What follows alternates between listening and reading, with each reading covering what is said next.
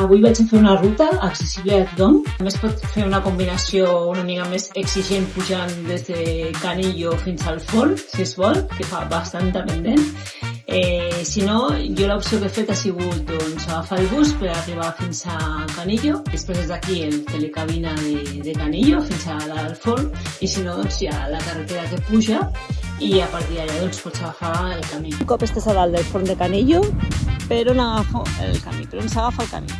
Doncs mira, has de passar pel costat del tapís de debutants que hi ha a dalt, a l'arc, a l'arribada del telecabina, i anar-lo seguint fins allà baix.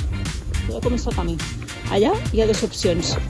Pots seguir el camí interpretatiu, que si vas amb nens és molt interessant de fer-ho així, que és el Fornatura, i si no directament agafes el corriol que hi ha, que està molt ben marcat normalment, i ja vas directe i t'estalvies una volta pel bosc.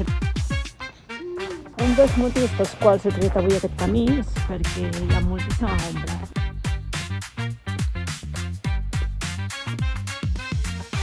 Mira, genciana groga, que té podes medicinals, i aquí al costat, com no, la tora, que aquí sí que ja té flor.